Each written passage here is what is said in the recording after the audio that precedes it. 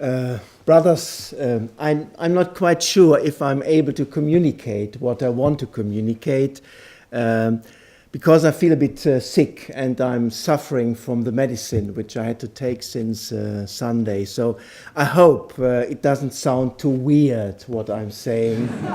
If it does, maybe you can do me a favor and just put it as a effect of the medicine, not of my personality, but it might be the case as well.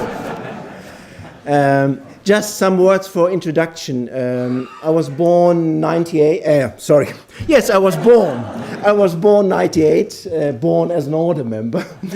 And that was a result of the Essen Buddhist Center and Padmaloka, the Padmaloka ordination process.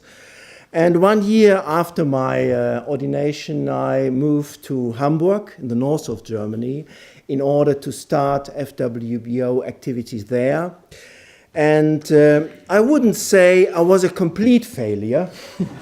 There are 2 order members now around Hamburg, 1 man, 1 woman, and there's a group.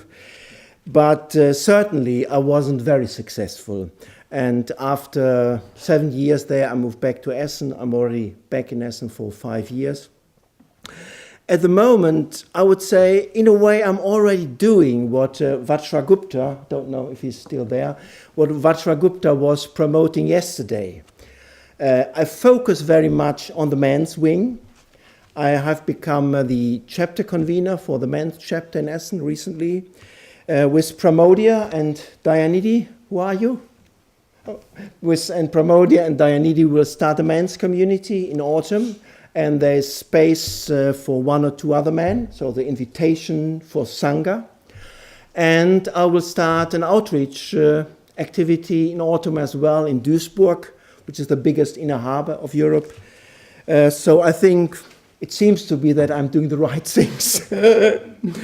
Okay, that's just as some words of introduction. In my little talk, I want to talk about 3 things. I want to talk about love, L-O-V-E. I want to talk about the glass bead game, the novel of Hermann Hesse. And I want to talk about Bhante, our teacher. I'm an order member for 13 years, and I must say it hasn't always been an easy time. There were times when I found it, well, quite painful to be in the order, when I was even thinking about resigning. I remember the first attempt for a name change, where I disagreed strongly with the whole procedure. There was the introduction of a marriage ceremony into our order, which I strongly disliked. Yashomitra's letter didn't affect me much, but the Covida incident, those of you who are longer in the order will probably know what I mean by Covida incident. That was a real blow for me, where I doubted the ethical integrity of our institutions. But all this doubting is gone. Especially on this men's convention, it's so obvious for me that I feel completely at home, totally at home in our order. As an antidote to my doubts, I had taken a rational approach. In Myers-Briggs terms, I'm an intuitive thinking type, which makes up the rationalist. So a rational approach comes very easily to me. I simply ask myself, is there any better Buddhist order in the world? Or more specific, is there any Buddhist order which would be better for me? And during my 7 years in Hamburg, I had quite a lot of contact with other Buddhists, other Buddhist centers and movements. I read books from other Buddhist teachers, met other Buddhist teachers, etc., etc. So I knew quite well what else was on offer.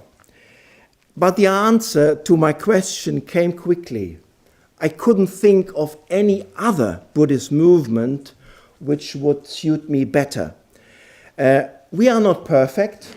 How could we? But other Buddhists aren't perfect as well. So my doubts were settled, and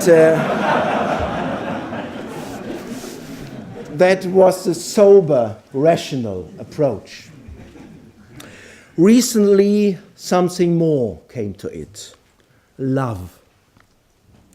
I say love because metta isn't the word strong enough, I think. I must say, being a rationalist and a man, I usually don't use the word love and don't like to talk about it. Love that sounds sentimental, inappropriately soft. It's a women thing. Men do work and even fight, but men don't love. That would be my habitual emotional response, and only with some hesitation and internal resistance, I try to educate myself to speak about love. I think it's appropriate. It's even necessary. I love the order. But really, there is no order. There is no order. They are just human beings. Men and women who behave and act, sometimes skillfully, sometimes not so skillfully. So I mustn't say, I love the order. I love you. Yeah. I love you because you are my companions in the spiritual life. I love you because I share my life with you. I love you because you share your life with me. I love you because we all struggle on the spiritual path. I love you because you confess your faults, in order to transform yourself completely. I love you because you make the striving for awakening the central focus of your life. How has this all come about? Let me go back nearly 20 years, autumn 92. I was on a holiday, I was on my own, in a mountain valley of the Alps. I wasn't a Buddhist at that time. I wasn't interested at all in any spiritual things. But during my holiday, I hardly saw any other human beings, mainly mountain walking and reading German literature. I was reading Hermann Hesse's Glass Bead Game. That made me curious about meditation. With hindsight, I would say it also opened me up for spiritual life. Glass Bead Game, for those of you who don't know the novel, Glass Bead Game is a sort of spiritual science fiction novel. At least I think one could call it like that. It's about the order of Castalian. It's not a religious order, though it's not anti-religious. Its members don't venerate God, they venerate the mind. They venerate the potentialities of consciousness. They cultivate and refine the mind by the arts, in particular classical music, by an ethical, simple and content life, by meditation, by philosophy, by mathematics, and by the glass bead game. They venerate hierarchy, spiritual hierarchy. Subhuti would probably call it the hierarchy of responsibility. That's true in this book. But it's also obvious it's a hierarchy of duty, and it's a hierarchy of personal humbleness and service. Service to the order in the book, and its spiritual community. In April this year, I saw a copy of that book in a second-hand bookshop. I gave my own copy, I gave away to Aloka Vera, which is a close friend of mine. So I saw this copy of a book in this bookshop in Essen, and thought, well, I'll buy it and read it again after 20 years. But I decided not to read it immediately. I would read it during my solitary in July. 1st of July, I visited Bhante in Birmingham. The first thing Bhante said to me was how much he appreciates German culture. He mentioned Schubert's songs, which he recently heard on the radio, and mentioned Hesse's novels, particularly Nazis and Goldmund and the Glassbead Game. I smiled. That was a strong coincidence. During my meeting with Bhante, nothing extraordinary happened, but I felt totally at ease with him. At one point of our conversation, he challenged me, but I must say I feel honored when Bhante challenges me.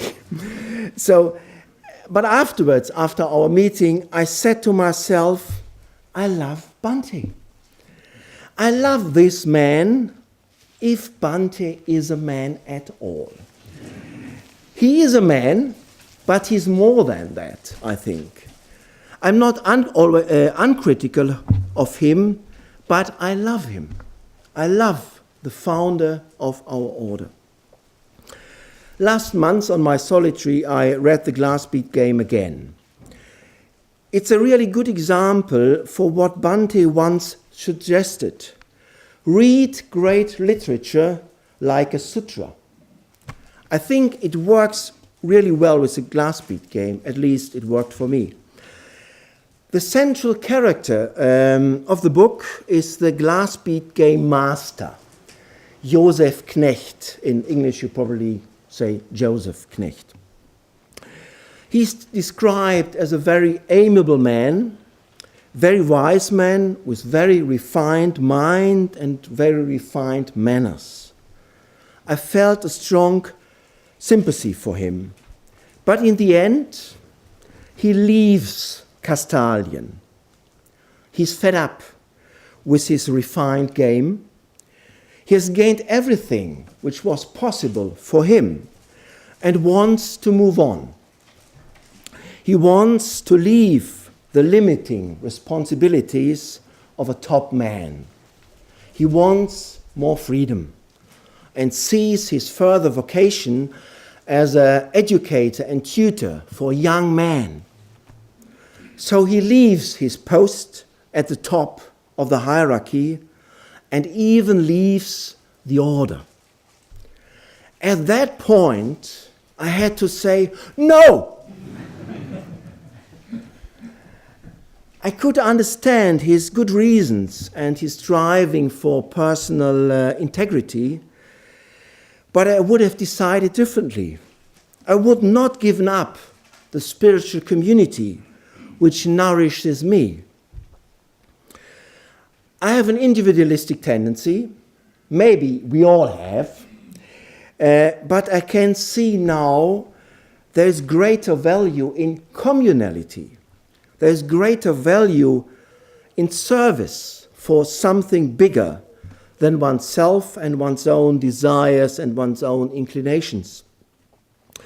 There's also greater satisfaction, greater fulfillment by living and working with others, one's companions on the spiritual path. And I see nothing in our order which does limit me. I had to disagree with Joseph Knecht. With the invitation for this talk, I was asked about, I think it was in Lokeshvara's email, I was asked about the sources of my personal inspiration. And I must say, so far, fingers crossed, as you say in England, so far, I never had any problems with lack of inspiration on the path of the Buddha Dharma. I can't see anything which makes more sense than striving for awakening, making always an effort of transcending oneself, becoming bigger and deeper. Just by the way, there's that famous poem in the glass bead game. In English, it's called Stages. It's always used as outside the novel, yeah, in a collection of poems of Hesse, Stages. And this quite famous poem originally was called by Hesse not Stages, but Transcending. Transcending. Yeah. I think I'm a face follower by nature. The only doubts I had so far was not about the Buddha Dharma, but, I'm sorry to say that, but about our community. I'm very satisfied that this has resolved. I've even put myself forward, I said at the beginning, becoming chapter convener in Essen. I care for my fellow order members, those men and women who focus on transcending themselves. They are most dear to me. They are closest to my heart. You are closest to my heart. In the past, meditation has been my main practice, I would say. I consider myself a relatively good meditator, able to dwell in the dhyanas, able to have some insight experiences, etc., etc. But these days, I think my main practice should be love. I try to do my best to love you. I think we all should do our best to love each other. Recently, here in Padmaloka on retreats, there was an emphasis on texts from the Pali canon about the conditions for the growth and the welfare of the Sangha. I think it could all be summarized in 3 words. Love each other. Very simple, in a way. I think it wouldn't only vitalize the Sangha, it would also be the main condition for the spiritual growth of the individual. So, let's view each other with loving eyes, I think. It won't be perfect, not at all. As men, we are not trained for that, I think. But the Buddha and his disciples were men as well. But I think this sort of love, the love I mean, needs an internal and firm decision. Sexual attraction and the so-called sexual love may just happen by accident, out of the blue. At least it may look like that. My guess, it's not like that, but it may look like that, yeah? But the love I mean has to come from a deep conviction, a position of internal strength and confidence, not selfish desire. It doesn't happen by accident, I think. It needs a personal decision to love each other. So, please, make this decision. Thanks very much, brothers, for your attention.